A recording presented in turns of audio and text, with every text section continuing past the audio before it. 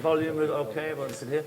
I was going to start by saying hello, my name is Tom Eccles, but you got that bit. I do want to thank everyone here at the National Museum, Qatar Museums, Yelena, who's Director of Education and Public Talks here in the museum program, and of course Sheikh Al Mayasa, under whose patronage we are here, and who invited us to be part of this spectacular opening of the National Museum.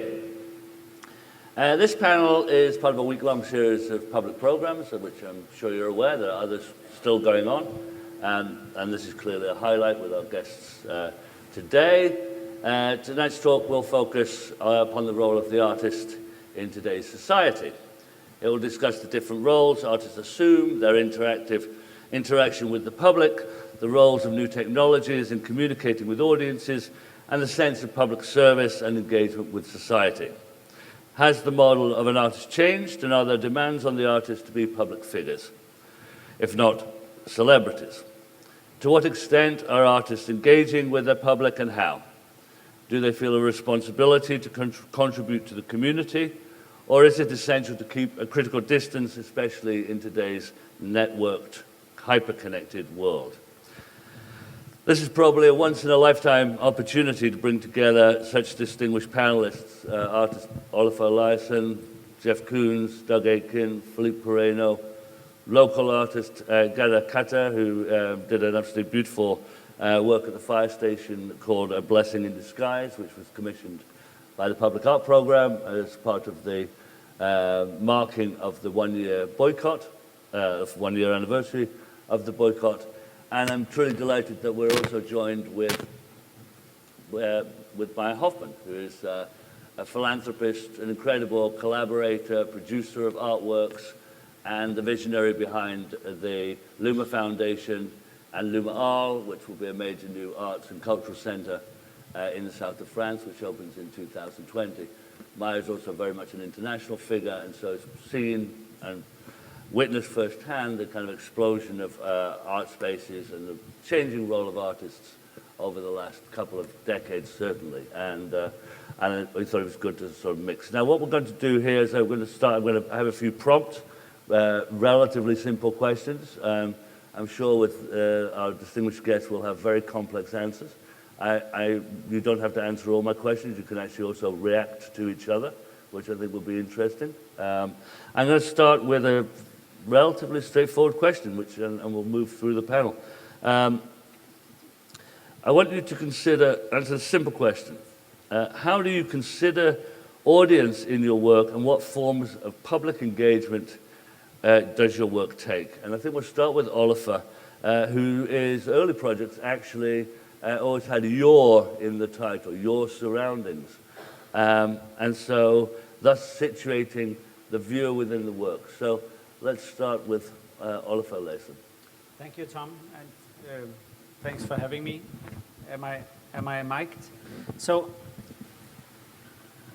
I thought of, when I titled my work, starting with your, the idea was obviously to encourage the person engaging in art or looking at the work, that they would have something to say as well, and the way they saw it would not be something I could separate from what was, in my view, the artistic potential. But I guess the point here is that, especially when we are talking in the context of our institution, I think it very much has to do with trust. Do you trust people to be smart enough to look at the work that I make in my case, or do I think that I need to tell the work tell the people when looking at the work what to see? And obviously I very much would like to think that people are in fact smart enough, and this should be how I should also present the work. Instead of trying to make rules on the expense of the experience, I should rather encourage people to take agency and sort of co-produce the experience themselves. So the viewer or the participant in the artwork is very much a co-producer for me, a person who has agency and also has the potential of even alter the narrative and drive it into a more personal and subjective experience. So I would normally not, when talking about art, I would never separate the viewer from the artwork or from the context for that matter. So all these things together, they for me would sort of constitute what I would see as the artistic potential. And could you give an example of that?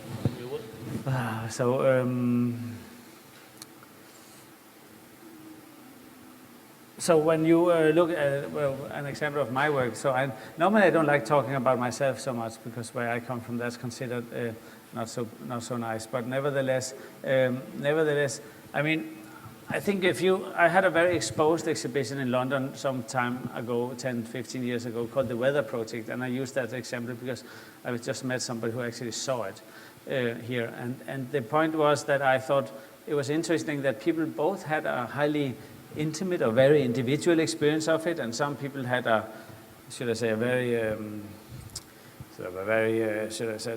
contemplative experience, and some people had a very apocalyptic experience.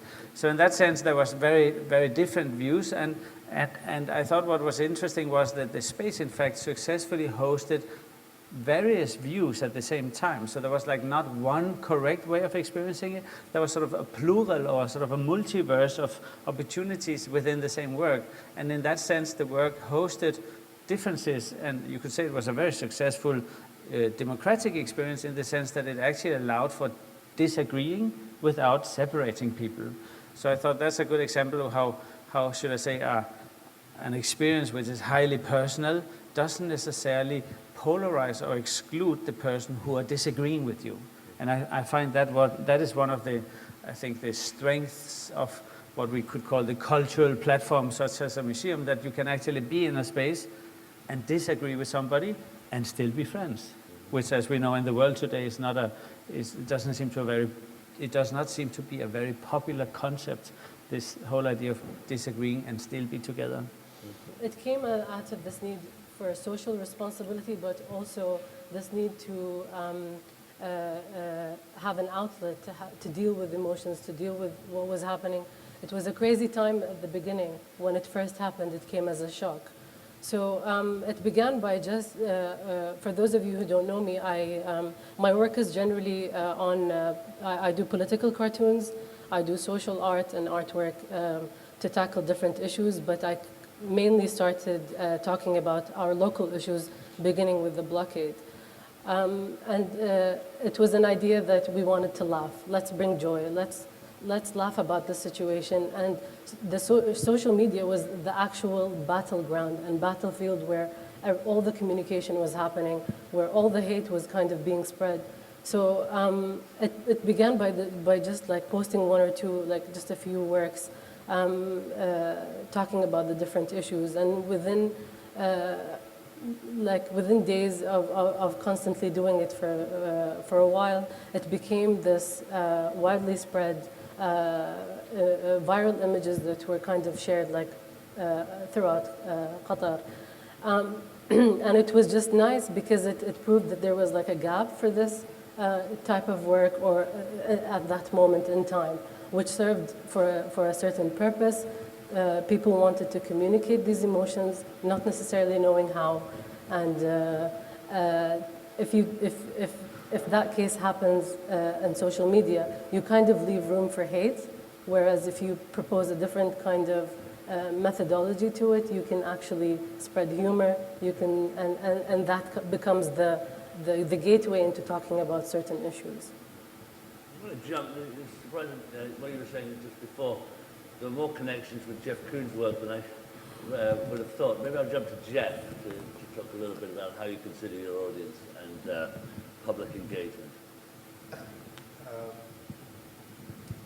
I have to say I understand that at the end of the day, the audience, the viewer, finishes the narrative, and absolutely. But I also have to that I have a great desire, though, that when I make something, usually a lot of feelings and sensations are involved in making it, and so there's kind of a certain vista or a certain point that I would like to take the viewer along to a certain point, and then okay, they can go anywhere.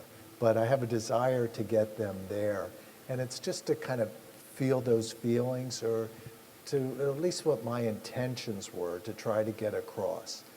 But then, yes, they're going to finish the narrative. I think one of the reasons, too, that I may have that interest at this time is I'm alive. And I know that, you know, in the past, not in the past, in the future, there's going to be more and more distance from actual, any of what my intentions were ever really being known. And so it'll become more and more distant from what those intentions may have been, the personal ones, just, but the viewer does finish it. And the art, what is of importance and of relevance is how they finish it. Because when you make something, it's about the artist's journey, the artist's transcendence, the artist reaching their potential. But when you finish it, it's about the essence of your potential. That's what the art is. It's, the object is irrelevant other than your own takeaway from it. And that takeaway is your own sense of essence of what your future can be. Maya, you're currently in the middle of a very large construction project, one that has also been opening up over time, so there'll be a large number of exhibitions over the last 5 or 6 years within all, culminating in the opening sometime next year. But it's not just an arts centre, it's also a cultural space, a public space, a transformation of a town, perhaps even a transformation of a region.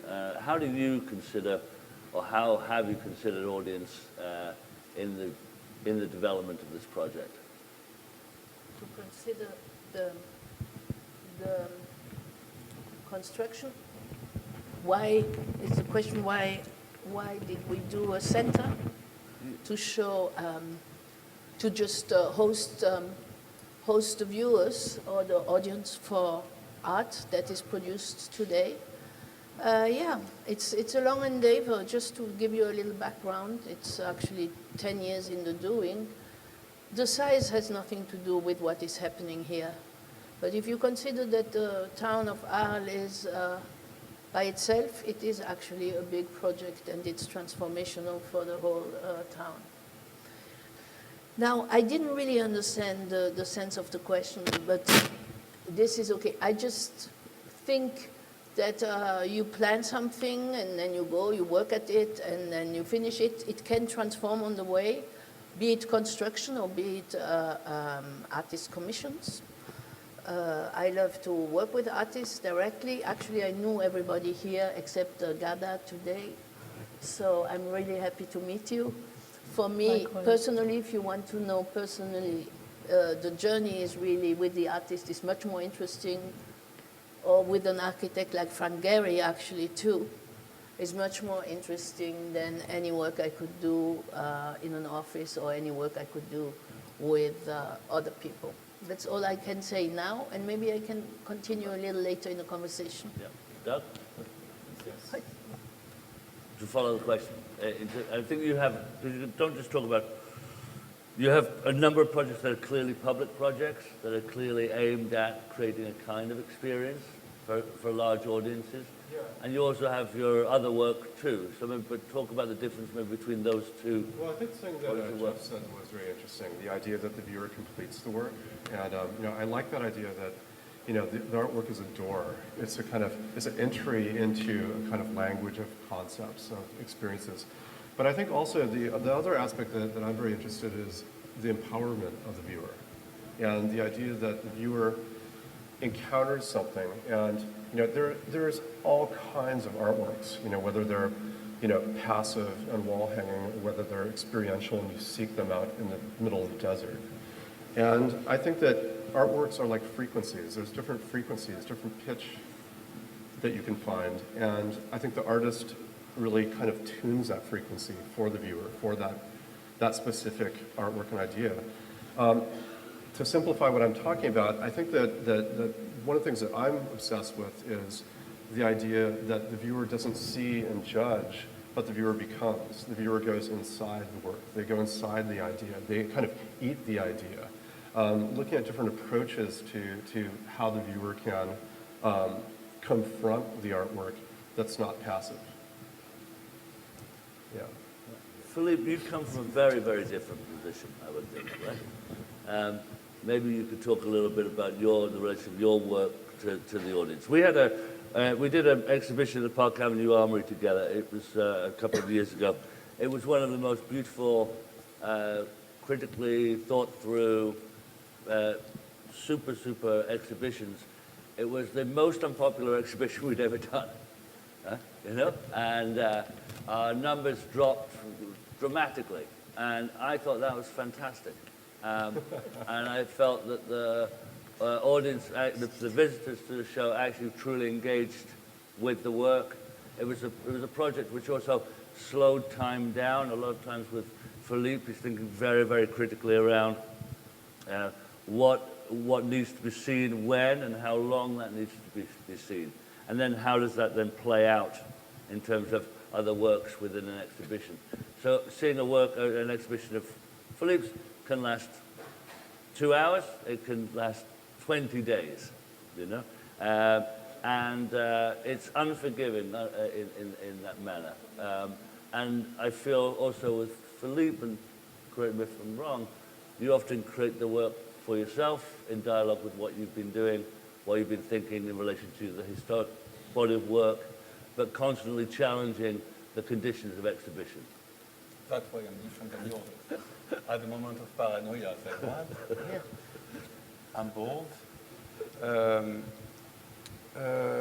Yeah, I do. No, I mean, I grew up with Doug and Olafur and just met Jeff, but I believe generation of artists, we believe that there were a distinction to make.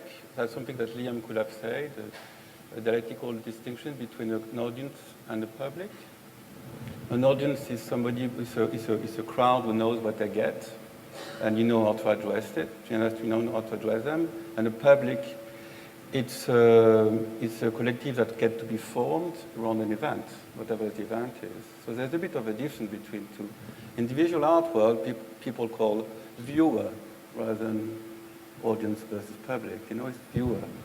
So, and as Jeff said, yeah, the viewer is interesting. The post-Duchampian idea of the viewer finishing the work is an interesting idea.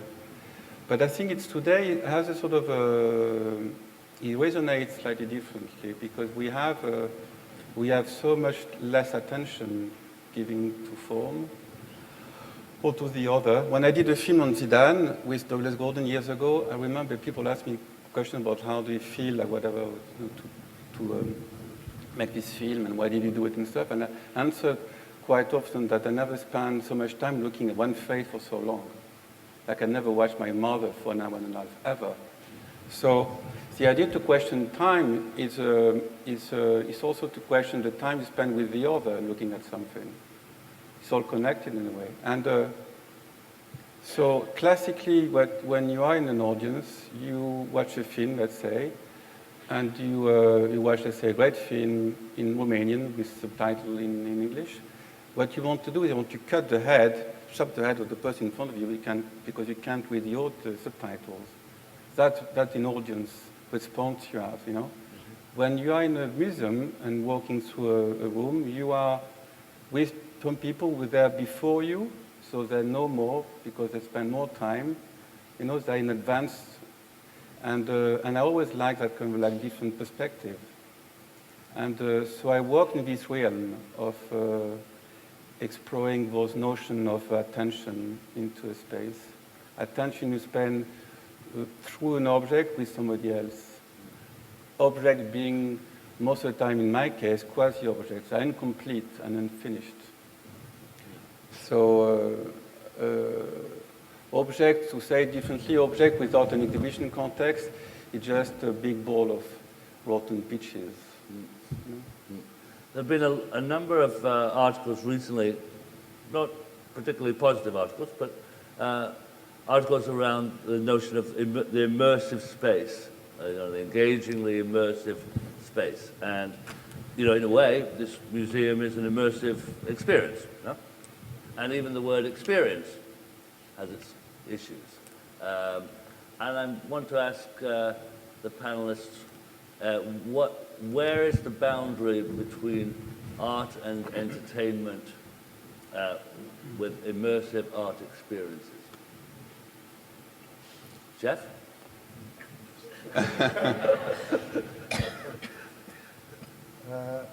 You know, I feel still very challenged just by the kind of experiences of more traditional kind of materials with work. The immersiveness for me is really just life itself.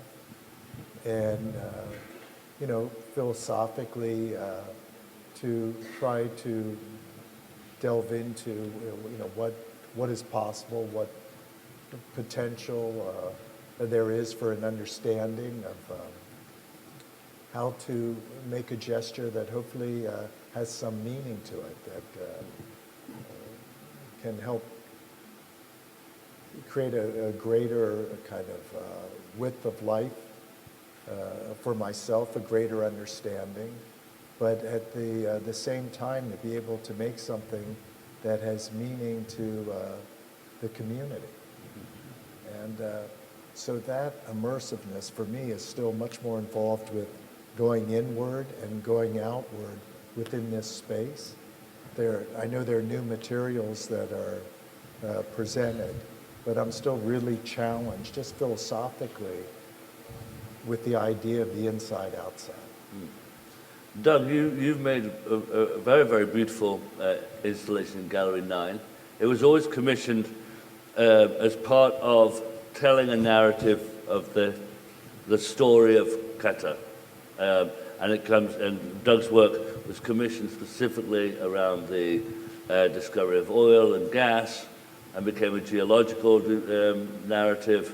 And I know that you've done a number of projects also with us in art, making a very beautiful film around the landscapes of the Camargue region and the Provence and the city of Arles. What you must really know what that threshold is, and consider it and think about it, and sometimes question whether you're making art or not making art, and does it matter? I think that, you know, kind of where the conversation's going kind of brings up another subject that to me is quite relevant right now, which is the idea between the physical life we live and the screen life we live. And, you know, this idea that really, you know, there was a moment earlier today at our hotel lobby where I looked and every human I saw was on a screen. And, you know, I think that also touches on an idea of immersion, but it's a different kind of immersion. It's not architectural or filmic immersion. It's the idea that we're become so articulate at swiping into alternate realities or fictional realities and kind of merging them with the physical reality that we live in. You know? And I think that to me, that touches on a very interesting question in art in terms of, you know, where does art navigate in that landscape? You know, and I think that all the artists here are working in very different ranges. To me, that's very fascinating in the sense that, you know, Jeff, you actually make images that are so reproducible, you know, that they just kind of, they're like pollen in the wind. They just kind of move out. But Olafur, your images, you're kind of inside and you're breathing the fog and you're feeling the moisture, you know. Philippe is kind of meta-narrative where you're kind of moving through this cinematic narrative and kind of piecing together particles and words and experiences. And I think that, and I'm sorry, I don't know your work as well, Maya. We just met a few minutes ago. But I think that this comes back to the idea that perhaps we're all searching for a language of navigation. And we're also looking for something that kind of gives us a sense of where we go from here, how we see the future. And you know, much of that relates to time and how can artwork disrupt time and make us engaged in the present. And I think that sense of being in the present is what allows us to escape from the screen life and to really re-engage in the physical life. So let's put that out there.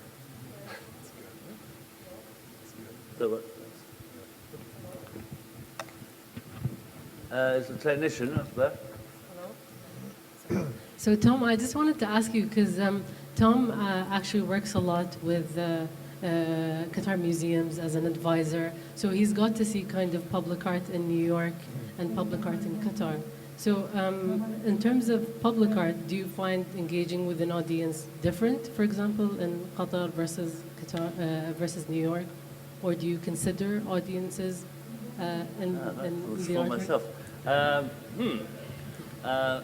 Well, one thing that's very different, very, very different, is the fact that what we were doing in New York, it was a not-for-profit institution, and it was called the Public Art Fund, but it wasn't public, and didn't really have much money at first, and it was also the time of Mayor Giuliani. I think you might know Giuliani. He was a very famous mayor, and not a particularly pleasant man, and we were in a way antagonistic to in the relationship to power in New York, and Giuliani didn't like art, and in fact his commissioners did everything to stop us doing what we did, and it was also a time when there was not really a lot of money moving about, so that had its own challenges, but it also, so not having power and not having money seemed to create a moment of a lot of freedom in a way, and you know, later on with a new mayor who was very generous to the arts, very, very engaged in working with the arts to support the evolution of New York. That was a different environment, and one which I felt, you know, probably 2 years in, you know, maybe time for someone else to do this. You know, whereas obviously here we have a country, we have a leadership of that country that's very committed to art as a socially progressive message. I mean, the fact that we commissioned you to make a work at the fire station, I mean, you know, your work has some punch to it, it has some message to it. You're a woman. So there are a lot of things going on there which are quite complex, and in a place where, you know, people have very strong views, right? And so I think that's probably the most important difference. I mean, maybe I could come back to this with you, Olafur. I don't know if you know a project with Olafur called the Waterfalls. It was a project that Olafur and I were developing very much together at the same time as the Weather Project. And I just want to come back from Doug because, you know, you're talking about sort of art being away from screen time, if a way. What does that mean? And a lot of Olafur's earlier projects, you talked about the Weather Project, and the way I thought about it at the time, and the way you sort of described it to me, was that it was almost messing with the phenomenology of perception. Like, what was it? It was really just a bunch of light bulbs, right? But people felt like this huge sun in the turbine, just a bunch of light bulbs, yellow. But warmed a little bit more, but it was pretty simple. Smoke and mirrors. And there's smoke and mirrors, but there's smoke and mirrors. But it was, essentially, you could create a situation by people perceiving something that wasn't actually true, right? Whereas, in a way, your work now, is sort of about truth in landscape, right? But at the time with the waterfalls, ultimately the waterfalls became a spectacular project in a very different kind of way, but also set up a message for the city, right? And maybe you could talk a little bit about that, as being very, very important artist, but also being engaged in issues much larger than your own artwork, so to speak.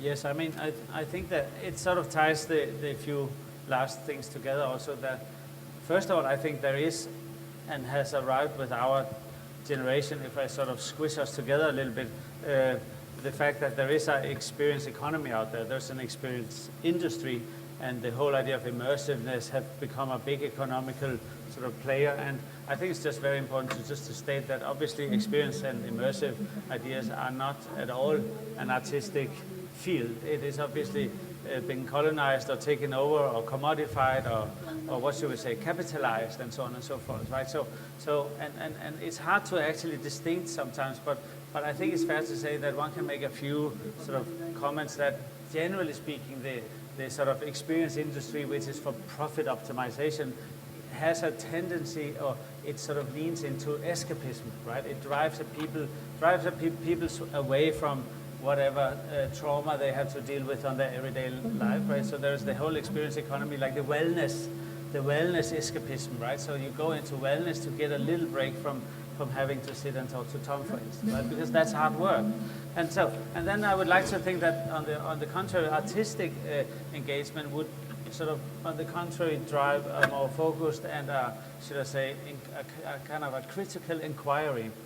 Of course, that has become harder now that the experience industry sort of sits on the whole field. But it would be also sad if then the culture sector or the art as such would just give it up and say, no, well, now that's gone. We have to then stick to, I should just be a journalist instead, and so on. So I think there is a field out there, but and obviously we also see cultural institutions then falling into the escapistic handling of experience economy, right?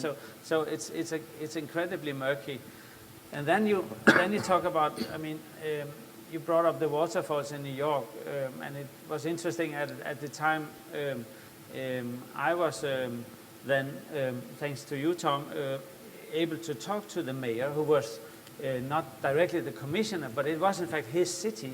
And I said to the mayor, quite frankly, listen, I would like to make a work of art, but it doesn't work if you only address the success criteria of this artwork in quantifiable terms.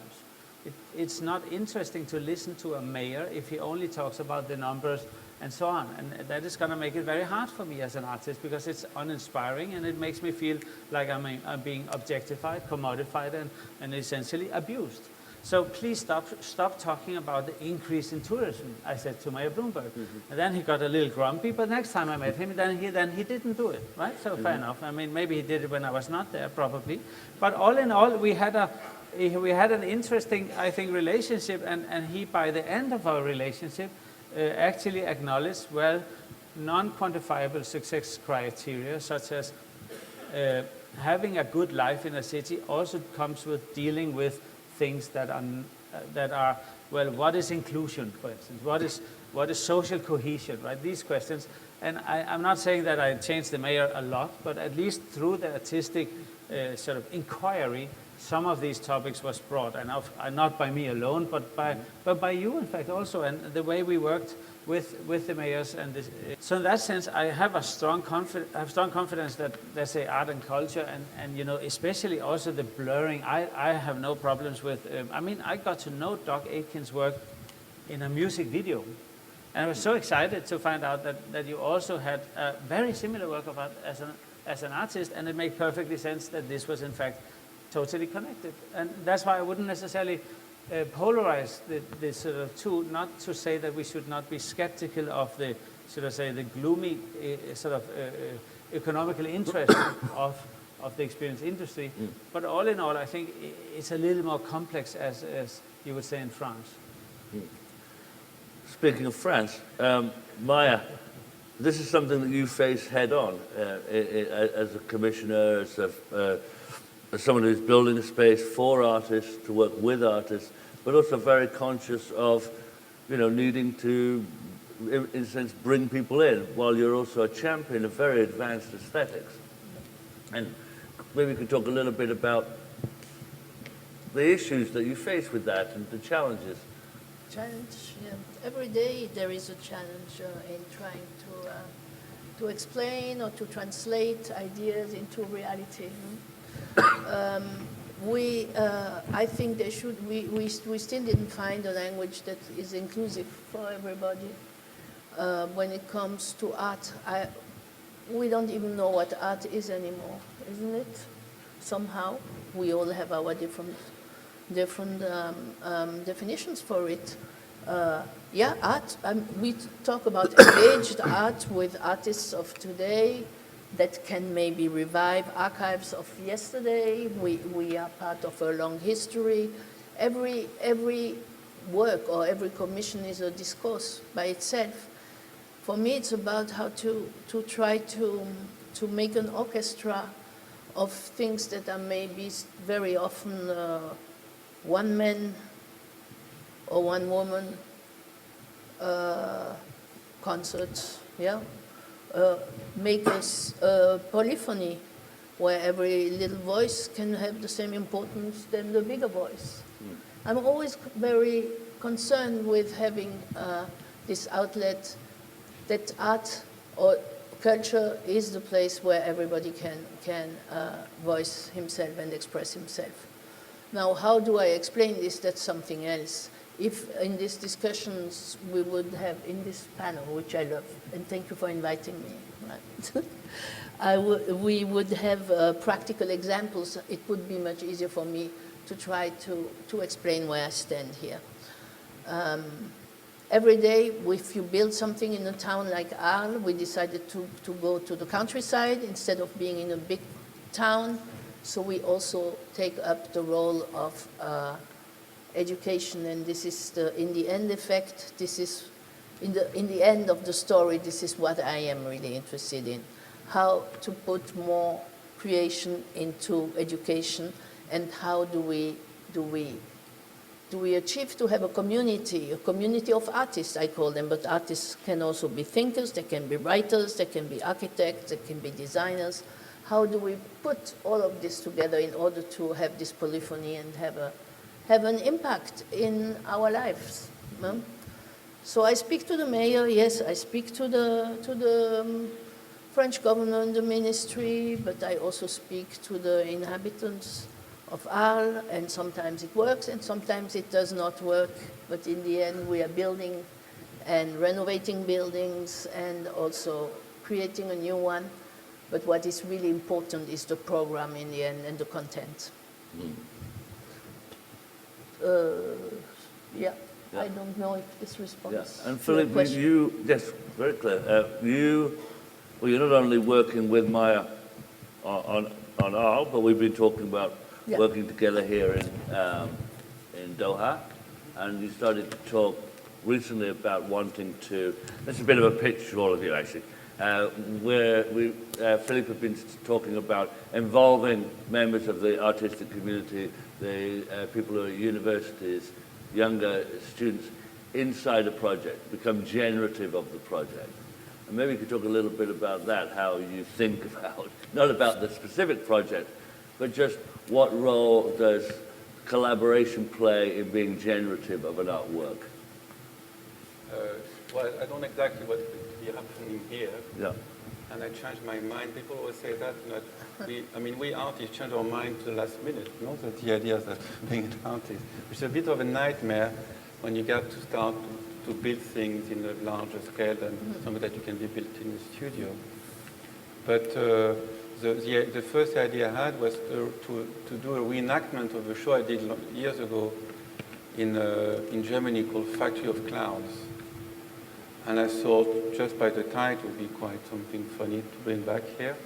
And so I started like that, and it consisted in bringing people together to build something throughout the time of the exhibition. So it's something that I did years ago, and I like to go back to it a little bit. So it's less about me, but about trying to create a context in which the form can occur. Something around that line. And yeah. Maybe we'll come back to something we were talking about earlier, which is really about art being generative in public spaces, but also generative of a different kind of role for artists. And Jeff, I want to ask you about this, because you created one of the great wonders of the world, the puppy. One of the most astonishing sculptures, certainly in my lifetime. But it also became an icon of a city, helped transform an entire region, along with the Guggenheim Bilbao. It's also, and correct me if I'm wrong, it's also spectacular in a way that I think nothing else, certainly I've been involved with, because I didn't do the waterfalls at the end, but certainly the most spectacular work I've been involved with, and but also it's an icon, right? And it's an Instagrammable moment. Actually, Olafur sent me a little photograph of I puppy. made a selfie with it just last week. I was scratching it, it's very. So I guess there's a few questions in here. One is it also made you a celebrity on a level that was unthinkable prior to the puppy. I mean, it's the most beloved thing, and it probably made you the most famous artist in the world. But there's also, it's interesting because, we brought Jeff Koons' puppy to New York City to Rockefeller Center. And after that, I got inundated with requests for public sculpture, for artwork in public spaces. Everybody came out. Everybody wanted art in the city. And I would say, yeah, we've got this, we'll do this. And they would say, actually, we want something like Jeff Koons' puppy. And they happened to be, I'd prefer to have something like Jeff Koons' puppy. And I would be thrown out of boardroom. And so, and I said, well, there is nothing like Jeff Koons' puppy. It's its own thing, right? And do you think your puppy also led to a culture of the spectacular? No. But I think that it comes from that culture. And I think that in the art world, we forget that artists over the centuries have made spectacular pieces. Leonardo, Michelangelo, Raphael, they would be asked by the princes to make something for a festival, or Leonardo's, a lot of the flying machines were for the theater. And so artists have always been accustomed to making things that are for kind of a public situation, kind of like a megaphone type situation. But when I made Puppy, it was an intuitive piece. It was after my Made in Heaven work, and I wanted to kind of just show the dialogue about life energy and how birds will come and procreate, and they'll move the pollen around on the plants, and there are bees there, and all the life energy that's taking place, the life cycle. The plants are planted, and eventually they die. And I think the work has a dialogue that people can understand the control that goes into creating any type of structure like that. There are 60,000 decisions. Each plant is a decision, what type of plant it is, what color it is, whether there's two yellows next to each other, or whether it changes. And so it communicates about control and giving up control. It communicates whether you want to serve or be served. And so the type of polarities, the balancing of polarities, I think the Puppy is having the dialogue that the viewer can look at and embrace and accept a kind of the cycle of life. And we're going to move more to arts and technology. And I was thinking that I was reading the other day that the Museum of Ice Cream in Miami, it's a really cheesy little place, but well worth visiting. And but it actually is in the top 10 Instagram museums in the world, just below the Louvre and Mona Lisa. And I just couldn't resist this with Jeff to ask while he's here. Do you think there is actually a difference between high and low art today? I don't know. I mean, I'm not for any hierarchy. I always like to embrace everything that's around me, embrace all art. And at the end of the day, we're here talking about art, but what we really all end up caring about are people. That's really what the dialogue at the end of the day is about, sharing everything that we have about life's journey with each other. I think, maybe Tom, I think that instead of thinking of high versus low, I think it's maybe also a question of to what extent does what succeed to express with some precision the emotional need of a person or group or a society, and that I think carries some potential. So you have a situation where a person engages with a situation, a work of art maybe, or a political joke for that matter, and suddenly you have that sense that, or the person has the sense that, well, that I have a feeling which in fact was articulated by engaging in this.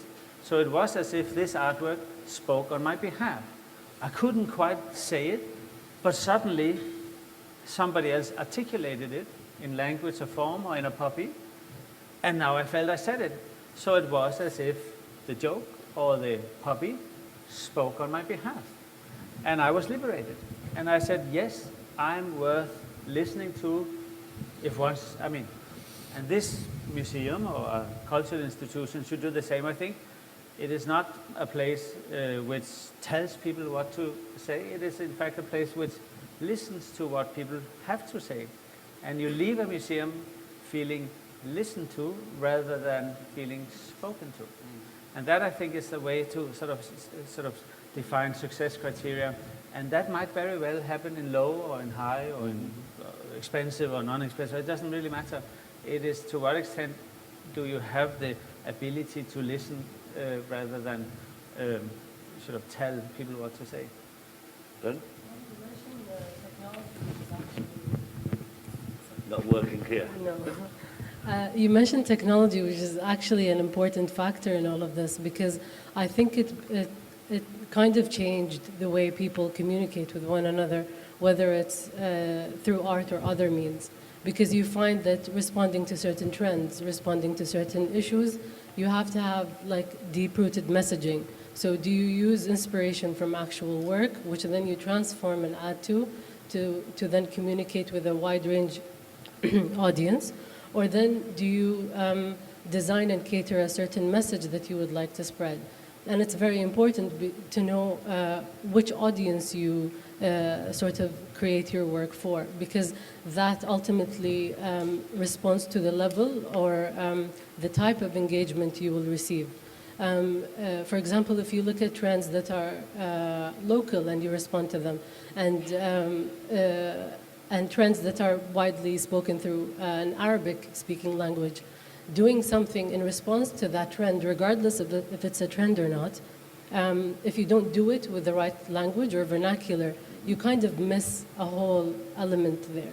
And that's actually very important, just because the type of work you do or the medium you use in which to engage is very determinant of the fact whether you consider your audience in your final outcome. Because you can do a public work for a public sphere, and the audience or the visitors or the people you're doing it for, let's say for a country, never asked for it. Like they're not asked, like they don't get to have a viewpoint on it. It's there, and then they get to interact with it. Versus doing something where you actually want people to engage with you, forces you to put in like a new element, whether it's imagery or things people grew up watching, like using elements of nostalgia as a form of inspiration. I think all of these factors drive your audience, and context is sort of very important in this element here. Anything to add to Ghada? You are nodding, Ghada. Maybe I ask you, so one of the issues I think all of you face to some degree is how we make art in a distracted age, right? And in fact, the strangest thing happened recently. I was presenting a project for a space, and the president of the organization went at this with her phone, and she said, "How does this gram?" And I was like, "Well, so now the judgment of whether to move forward with this project is how does it look on Instagram? Like literally look through this to the world, And it was kind of funny last night, there's this lovely thing with these young boys dancing and welcoming the Emir. But you couldn't see it because everyone had that. Well, and so maybe I come back to you, Ghada. You're obviously thinking, the younger generation, do you make works for this, or do you make works for what's behind this? Or is that a false? But I think it's funny what you say, because I was thinking about what Jeff was saying about the puppy. Because I go to Bilbao quite often, so I spend time looking at the puppy in Bilbao. And I realized that in fact it's true, Doug say, like it's iconic, yes, the picture, it looks like a picture, but in fact, it does change over time. It has a smell. The building of Frank Gehry is not gray, but it's silver. It's yellowish. So the colors, see what I mean, that are in real life are not the one that you see on Instagram or wherever, you know. The work has this life by itself, whether or not you want to look at it, or you convey yourself that what you look is an image. But I think it's your mind that projects the image. You know, the work is what it is. As you said, it comes from the culture and exposes itself. And then if you decide to look at it as an image, then it's what it is, right? But in fact, if you decide to look at it as an artwork or something that lives by itself and exists and stands in a leak, you know, it's something completely different, which is funny. So it has a bit that, remember that this visual artist that died in the 80s, Robert Filliou, who was an influential Fluxus artist. He had two great sayings. One was like, he had a way to define his work, saying there are three ways to make an artwork. Use a well done, badly done, or not done. But the three entities coexist.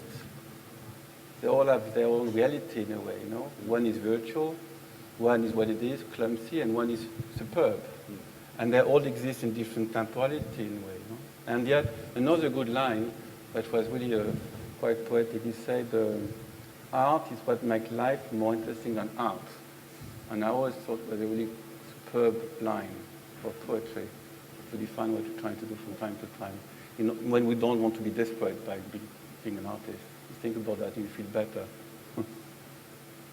Maja, to respond to Philippe? When you say everybody about Instagram or filming or looking through a screen, actually, it's not, you don't really see what you see. You do it, turning your back to it with you in the picture, right? So this is also another twist that is really, really, I think, important. But it just brings us back. It just brings us away from the topic of art, in my view. It's just something completely different. But the selfie culture is just about this me and how do I move in the world, but not how is the world moving. I see a difference in there, really big time. I mean, you have three specific interests. One is art, one is human rights, and one is the environment. Yeah. And you have very specific programs in each of those fields. It's like I would more use art to make the two other causes more visible. And this I did for years, maybe 30 years. Although I grew up in an ecological center, I grew up in environmental questions and with scientists. And so I studied biology. I will never understand what I do now producing art, but it doesn't really matter. It's all right. Maybe one last question from me before we throw it out to you to ask the panelists. But just a follow-on from Maja and these fields of art, human rights, environment.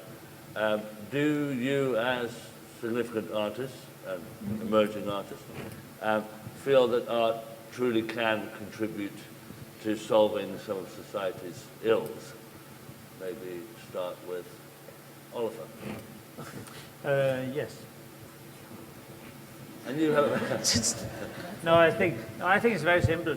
I think art on a highly subjective individual level, like intimacy or some sort of, and obviously that doesn't work if you have I mean, sometimes it does work, and I guess sometimes it doesn't, but fundamentally I'm sure that art can be transformative conceptually or physically or however, totally certain. But there's also another level in this, which is a more structural level.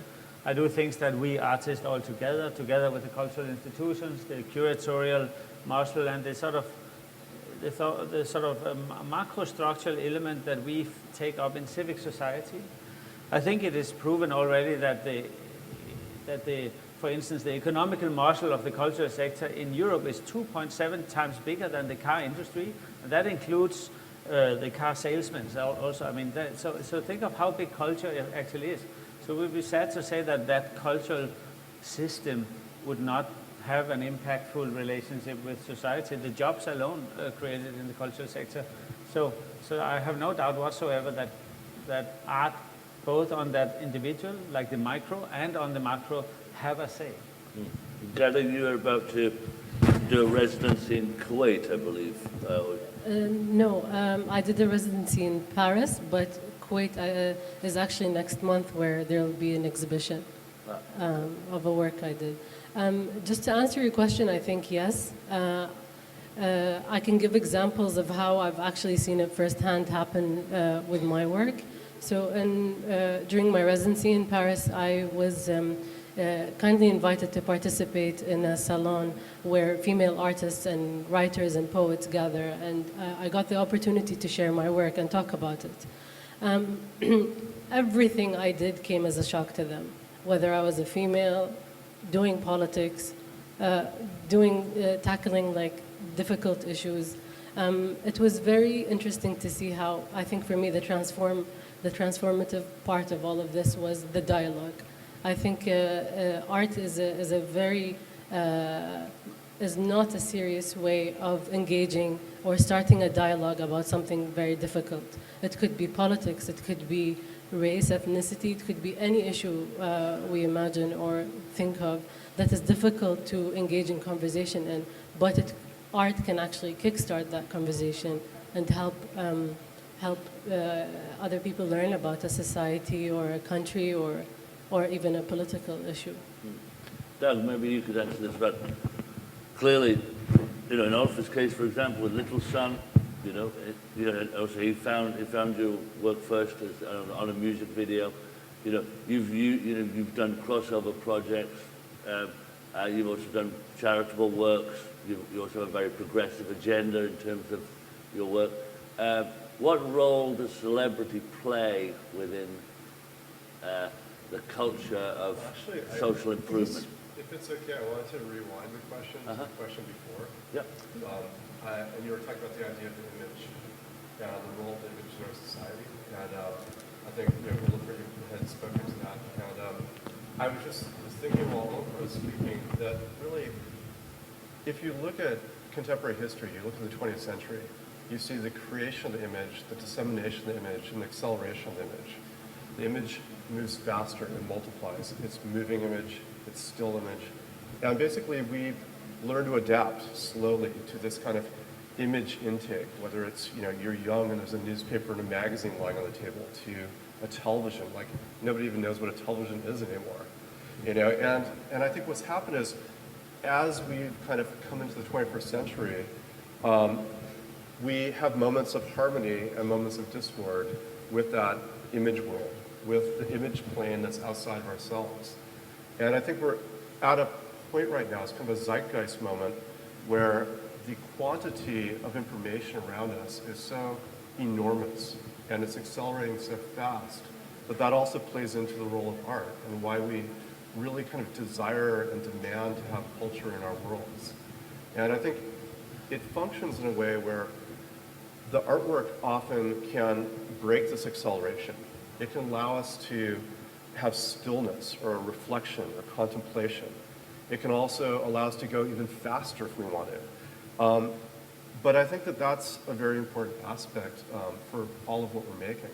And I think the other component to talk about when we talk about contemporary art is past, present, future. And I think as we stand here in the present in Qatar, in this auditorium with this bottled water, you have to think of the future. And you have to think of where do we go from here and what is next. And to me, one of the great values of art is something that's always on the horizon. It's on the frontier. It's something that's beyond where I stand now. And without culture presenting ideas or giving alternatives or provoking questions, I'm not quite sure how we'd move forward. So I think that's really the substantial and great value of art in terms of the relationship of art and society. It seems to be a very good moment to open questions to the audience, if there are any questions. The question over there, I don't know what we're doing with Mike. Qatar has just built this magnificent, very large museum, and there are more museums on the way. But there are also a crop of fantastic football stadia. Can I ask the artists, would they like to be involved in that? Can they see the football fans also becoming art lovers come 2022 when Qatar stages the FIFA World Cup? Well, I can. I have one thing to think about football, because I was. Who wrote the book, The Veil of Innocence? Isn't that like early 70s? Moral ethics. And there's a lot of studies that shows that best football judge will be the one who does not know what teams he's judging and doesn't know the players. He doesn't know who they are, how much money they make and so on. And I was trying to re-articulate that for 2022, that one could train coaches in a country disconnected from any media, totally not aware of who is who and what team is who, and you could have a fair game, right? And I thought this would be a great artwork to propose, that you have the best judges not knowing who they are judging, and they wouldn't know, and then obviously they would have to not have the name of the country, which was so absurd anyway. It's not about where they're from, it's about how good they play. So I actually am totally involved with the question of football, in fact.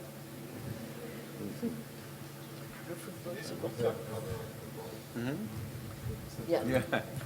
Question. This is really more directed towards Maja and Ghada, and then to you, Mr. Eccles, and it's such an unbelievable privilege to be able to see all of you. But when going through the incredible exhibitions earlier today, one can't help but be struck by the profound, transformative, seismic changes in this country. And one of the exhibitions pointed out there are 12 new buildings going online every day. The first boys' school was founded here in 1947. So my question really is, how do we ensure that in the art world, and back to engagement, we have many more people, artists like Ghada, on the stage, and that the curation is including and advancing and leveraging women, not only here but throughout the entire world, as we've seen the changes here take place?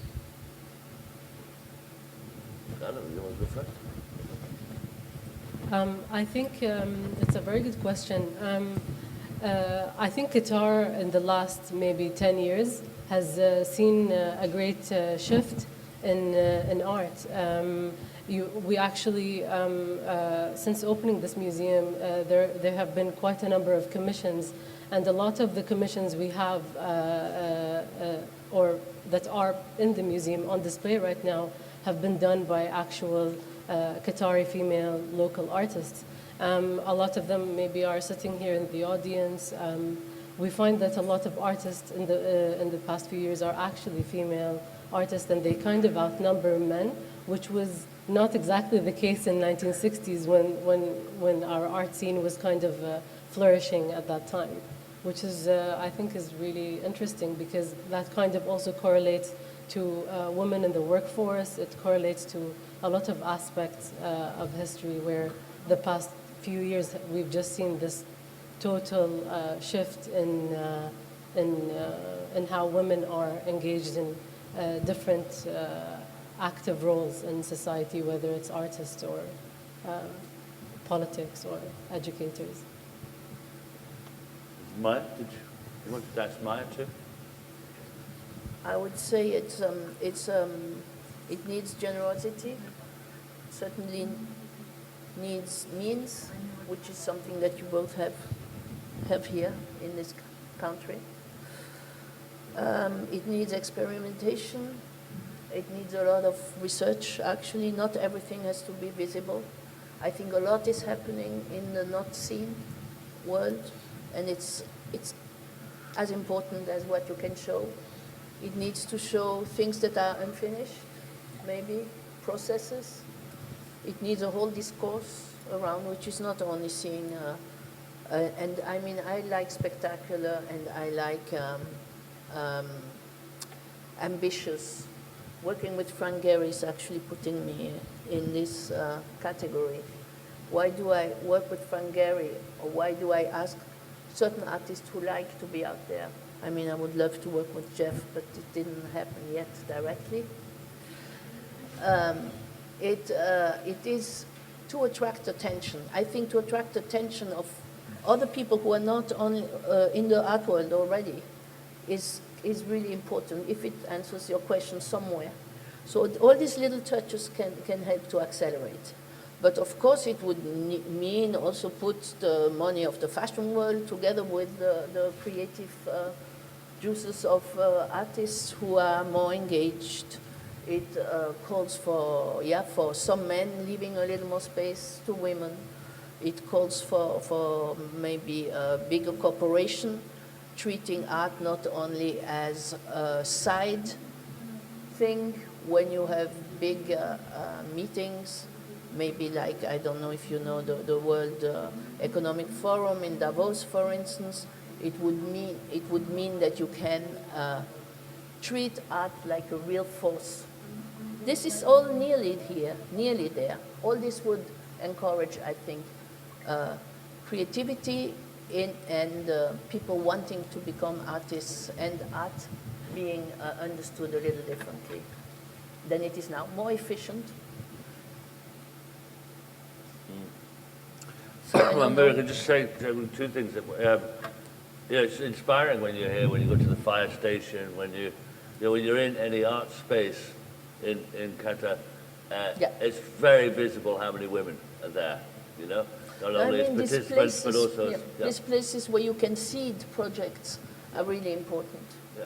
And maybe you don't need to speed it up. Maybe you just need to be patient. This country seems to be doing it. It's really more in the West, I would say.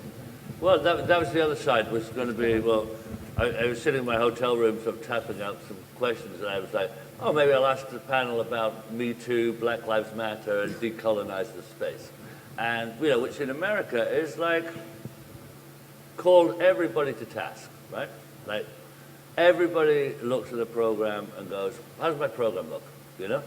And not only how does my program look, but what the hell am I going to do about it? Because if I don't do something about it, I'm going to be out. But also, like, maybe I should be out anyway, you know? And, you know, actually in America, it's interesting at the moment in America now because you feel it's a tipping point. There's no going back, you know? There's no going back. And so this new reality which we are engaged with, and there's also big questions, I think, even in the school I run, at Bard College, where people, they don't just want to be included, they want to have some power in those institutions. Yeah? So forums for you know, really democratic changes within institutions in terms of power, representation, and economics, they're absolutely upon us right now.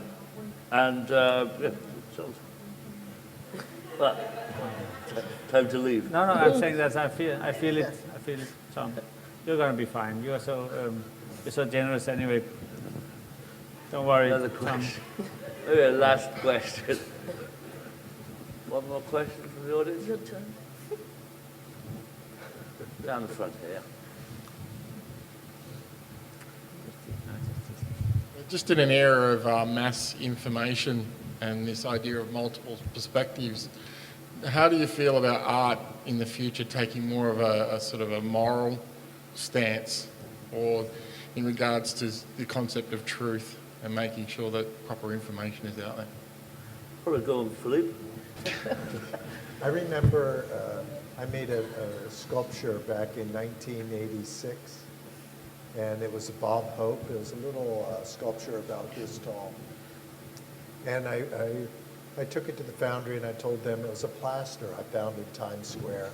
It was a Bob Hope, but he had a large head and a very small little body. It looked almost like an Oscar type of statue. And I asked if they would cast it in stainless steel and, you know, take care of all the details, okay? And I really tried to stay on top of everything. And they told me the sculpture was finished, and so I went to view it, and I was looking around, and everything looked really great. I picked it up, and there was no bottom.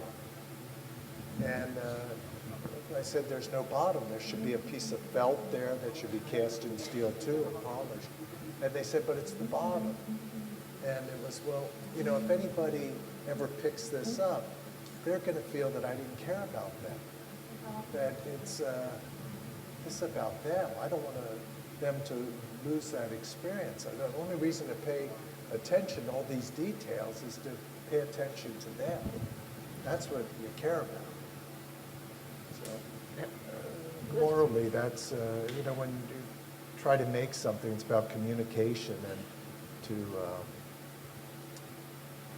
try to treat that person the way you want to be treated and to